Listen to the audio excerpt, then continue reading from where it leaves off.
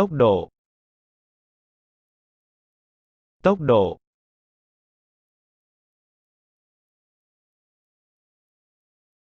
Nhanh. Nhanh.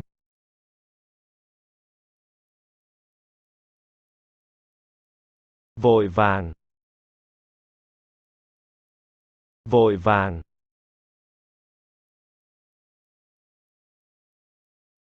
Nhanh chóng. Nhanh chóng.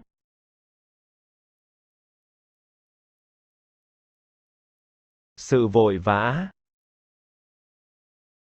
Sự vội vã.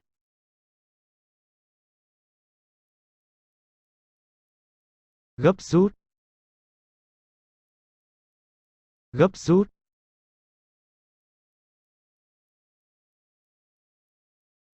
Làm vội vàng. Làm vội vàng.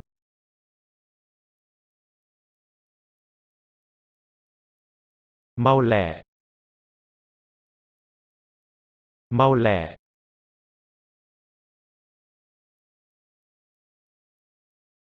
Tức thì.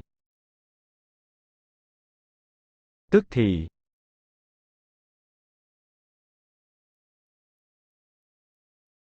Mau.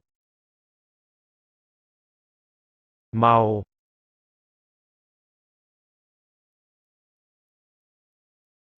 Làm tăng nhanh. Làm tăng nhanh.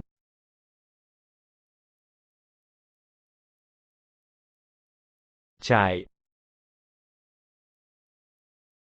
Chạy.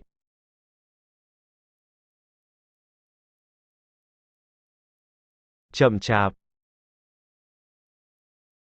Chậm chạp.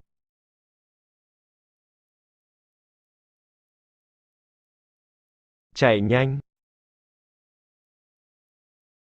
Chạy nhanh.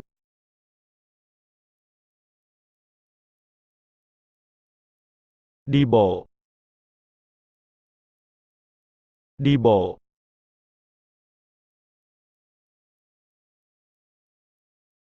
Đi dạo.